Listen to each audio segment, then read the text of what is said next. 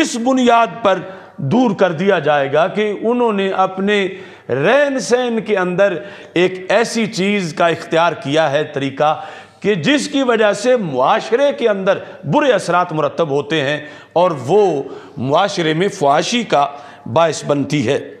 نبی اکرم نور مجسم شفیع معظم صلی اللہ علیہ وسلم کے دیگر بہت سے احکام اس موضوع پر موجود ہیں، اور وقت کے اختصار کے پیش نظر میں اپنی گفتگو کو سمیٹ رہا ہوں تاکہ یہ موضوع مکمل ہو سکے۔ اب پورے دین میں ہر جہت میں اتنے احکام ہیں، ہدایات ہیں، اور وہ ساری کتابوں کے پیٹ میں بند چیزیں پڑی ہوئی ہیں، اور باہر معاشرے میں اس سب کی خلاف ورزی ہو رہی ہے۔ سرکار صلی اللہ علیہ وسلم نے فرمایا، صحابہ نے پہنچایا، پھر کتابیں لکھی گئی۔ اب مثلا یہ کتاب احکام النساء ابن جوزی کی عربی میں، اور ایک نہیں یعنی سینکڑوں کتابیں صرف خواتین کے موضوع پہ لکھی گئیں، لیکن معاشرے میں آج کتاب میں جو کچھ ہے وہ تو دور کی بات، کتاب کے نام کا ہی پتہ نہیں، اور اگر نام کا پتہ ہو تو 98% مسلمان تو وہ پڑھ ہی نہیں سکتے، اور اگر کوئی اردو میں ترجمہ کرے تو وہ 2-4% جو ہے کوئی اس کو دیکھ لے گا۔ تو اس اور دوسری طرف سے انگریز کی طرف سے روزانہ فیشن لانچ کیے جا رہے ہیں امت کے اندر، اور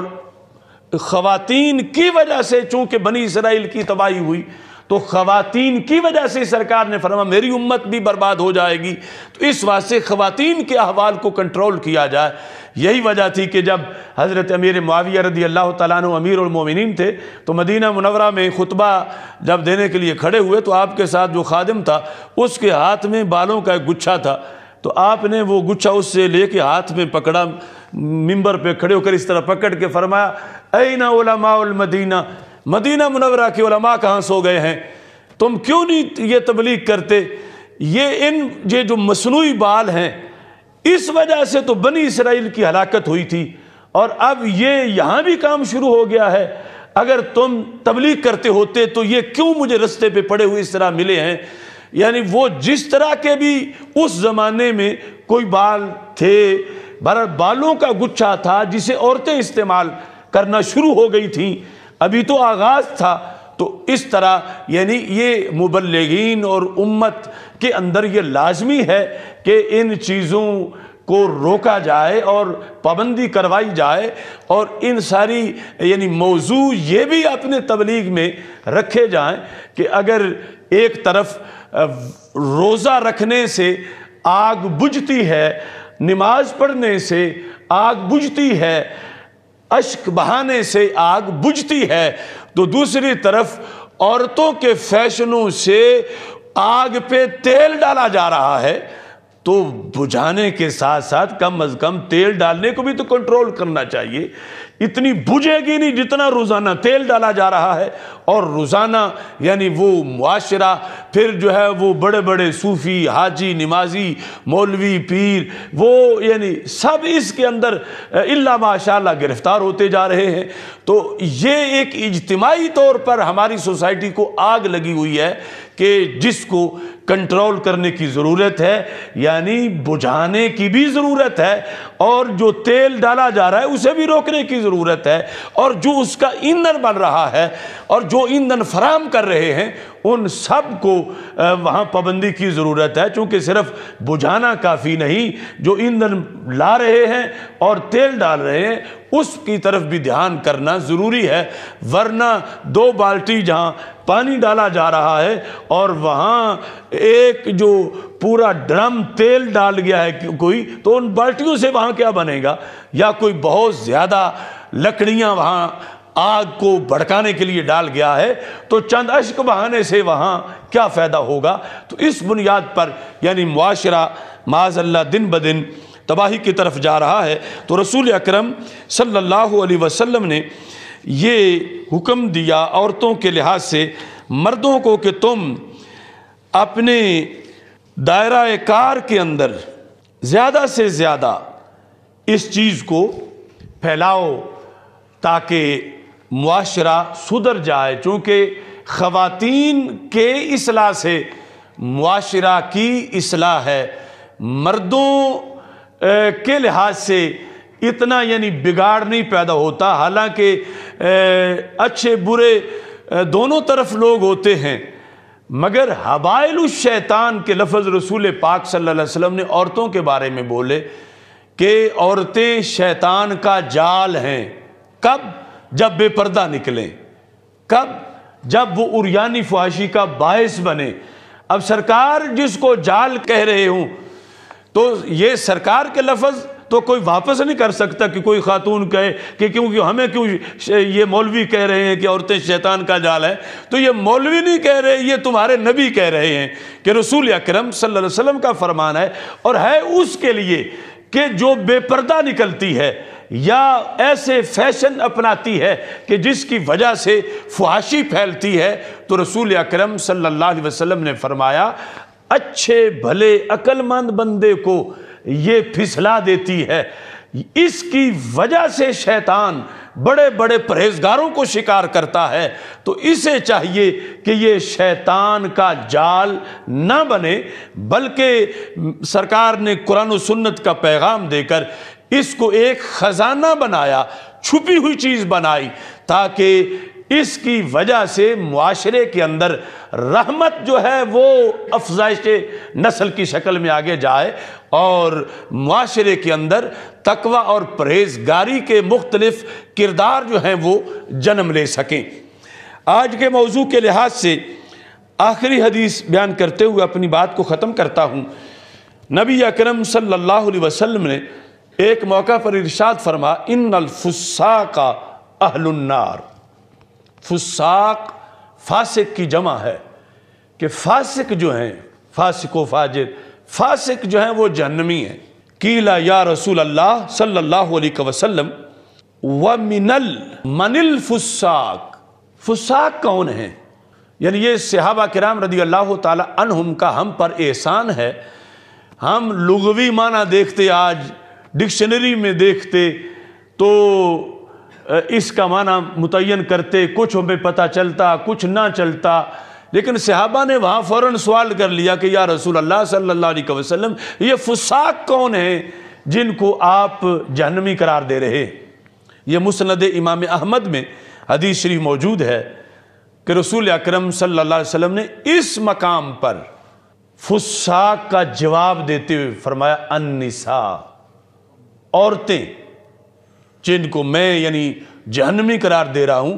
ویسے مثلا جو بھی خلاف شرع کام کرتا ہے وہ فاسق ہے، اس کی جمع فساق ہے، خواہ وہ مرد ہے یا عورت ہے۔ تو یہاں پر سرکار دو عالم صلی اللہ علیہ وسلم نے فرمایا النساء۔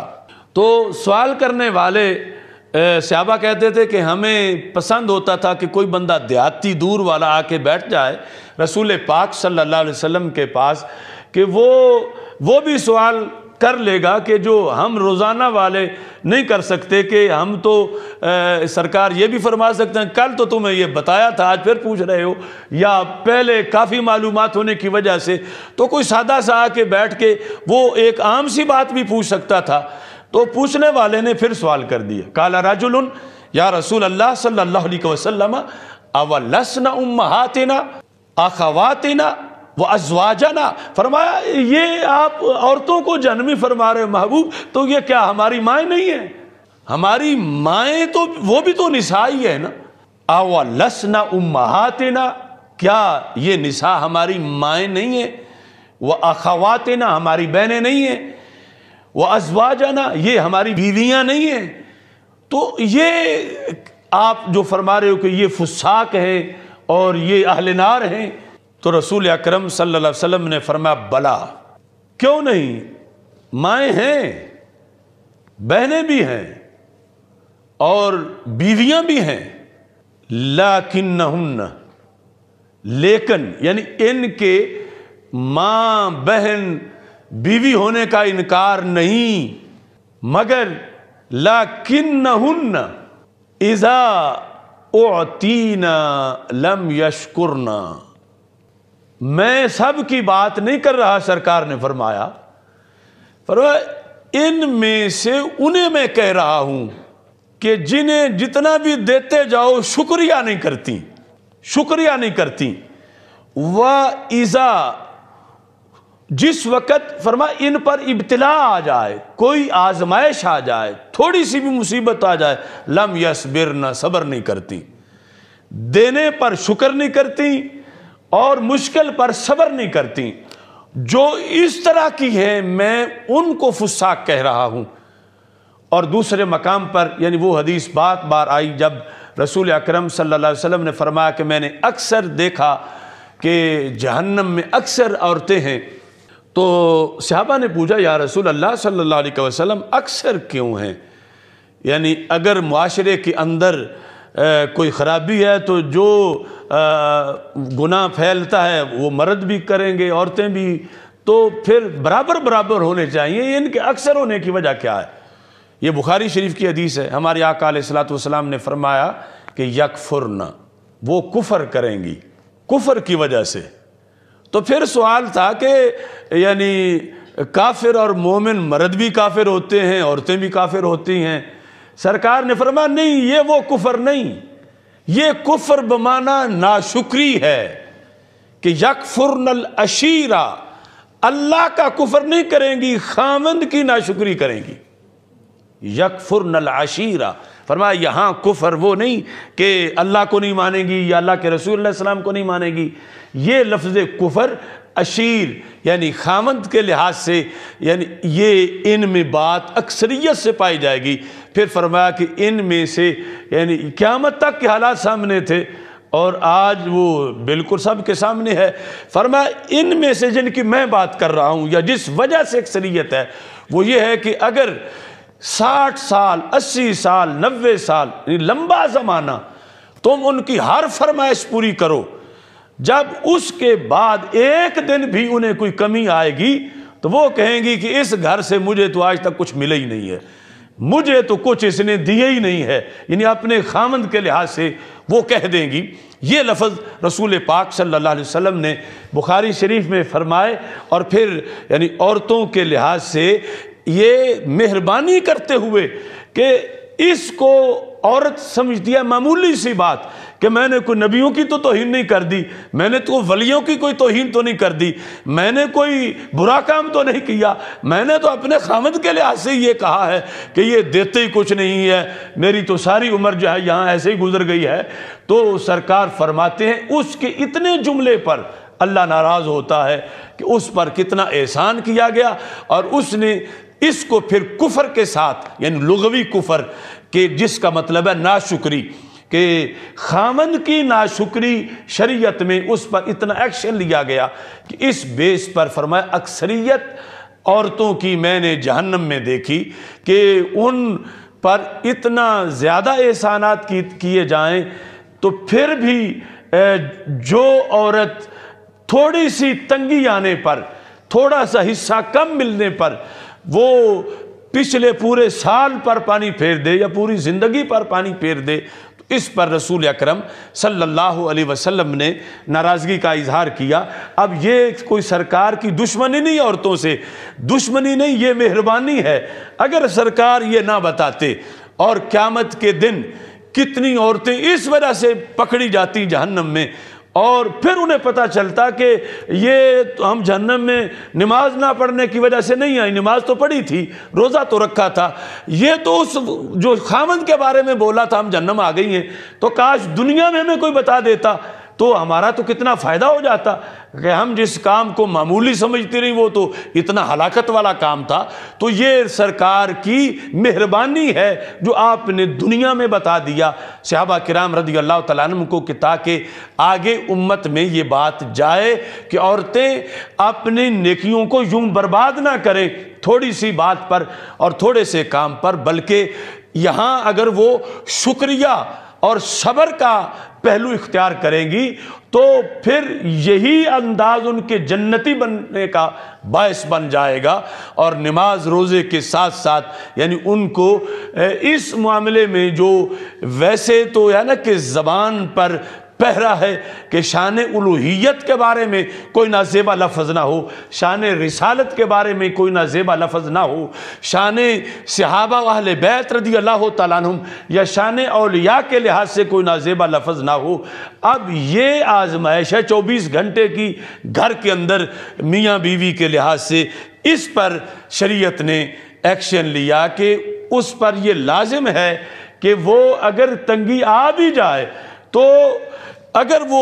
ناشکری کا انداز اپنا رہی ہے تو اس گھڑی کی بات کرے، نہ کہ پوری تاریخ جو ہے اور پوری عمر کے لحاظ سے وہ بات کر دے کہ اس پر ناراضگی کا اظہار شریعت میں زیادہ کیا گیا ہے۔ تو یہ قرآن و سنت سے چند احکام